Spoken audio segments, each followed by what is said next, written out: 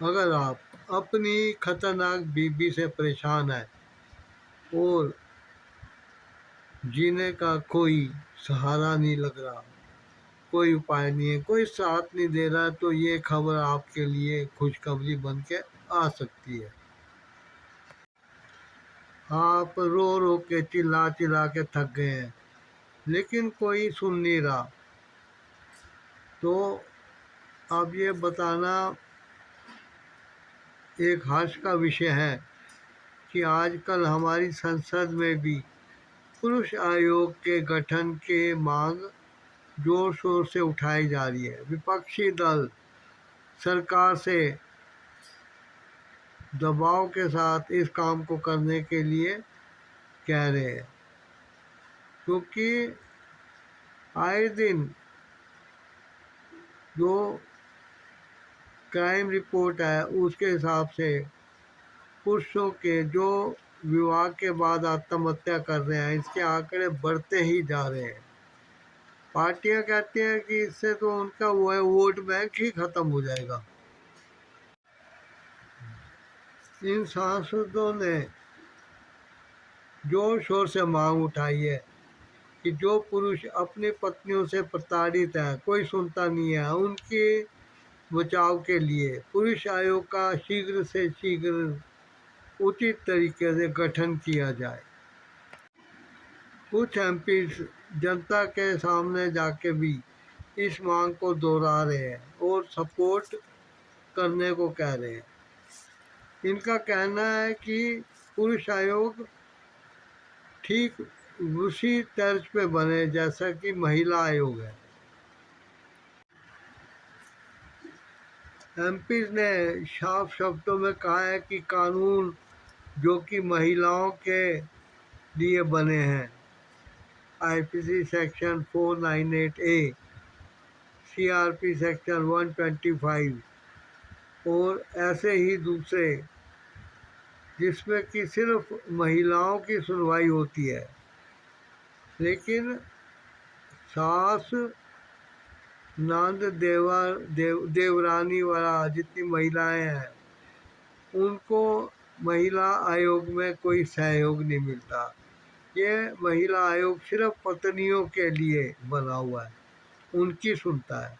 यदि सरकार ने ऐसे किस्म के कानून महिलाओं के लिए बचाव के लिए बना दिए हैं जिनका कि वो आए दिन दुरुपयोग करके झूठे केस करती हैं, तो सरकार की ही जिम्मेदारी बनती है कि जिन पुरुषों पे झूठे केस होते हैं उनको बचाया जाए।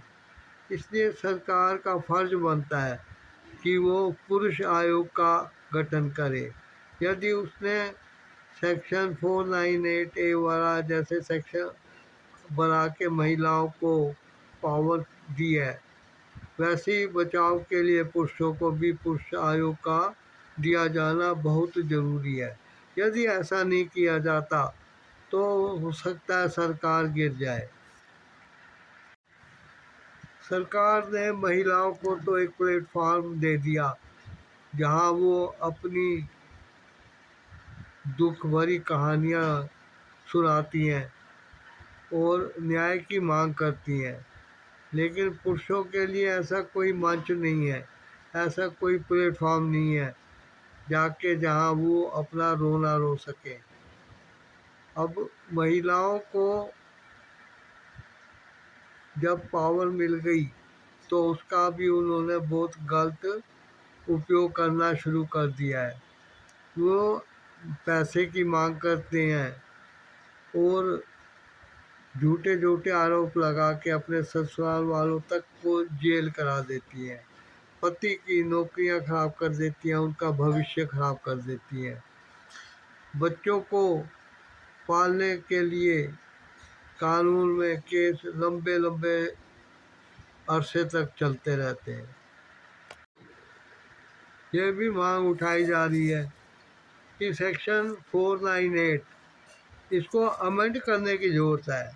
उतावलेपन में, जोश जोश में ऐसी बातें इस सेक्शन में जोड़ दी गई हैं जो कि पत्नी द्वारा बोले गए झूठे आरोप लगाए जाने पर पुरुष को कोई स्थान नहीं देती कि वो अपनी बेगुनाही सिद्ध कर सके। और जैसे ही शिकायत की जाती है वैसे ही पति को गिरफ्तार कर लिया जाता है, उसके माँ बाप को पकड़ लिया जाता है। ये कहाँ का न्याय है? बिना किसी अपराध के सिद्ध हुए क्या किसी को जेल में डाला जाता है? ये कौन से देश का कानून है? कई किस्म के कानून बने हैं जिनका कि दुरुपयोग होता ही रहता है, लेकिन परिवार में विवाह संबंध में बंधे हुए पति पत्नी यदि एक दूसरे पर झूठे आरोप लगाने लगे तो फिर समाज पे भी बहुत गंदा इफेक्ट पड़ता है। इसलिए कानून को अच्छी तरह एक बार देखना चाहिए कि उसमें क्या क्या खामियां हैं, कानून के दुरुपयोग से क्या क्या हो रहा है, ऐसी कौन से बातें हैं जो उस सेक्शन में लिखी गई हैं जो कि इतनी पावर दे देती है कि एक झूठ को सच मान लिया जाता है, उसको कोई चेक करने का साधन नहीं है। आशा करते हैं इस पे जल्दी ही कोई एक्शन होगा और पुरुष आयोग का गठन होगा। जैसे महिला आयोग है उसी फॉर्मेशन में पुरुष आयोग भी बनना चाहिए। इसमें कोई गलत मांग नहीं है। आशा करता हूँ इस चैनल को आप यदि नए हैं तो सब्सक्राइब कर लेंगे, सपोर्ट करेंगे और अच्छी खासी संख्या होने पे इस बात का ज़ोर शोर से उठाना संभव होता है। वो ये कहते हैं कि तुम्हें क्या पड़ी है, तुम्हारे पास कौन से मतलब ऐसे प्रूफ हैं कि पुरुषों के साथ ऐसे हो रहा है। Thanks for watching. कमेंट द्वारा अपने विचार ज़रूर बताइएगा।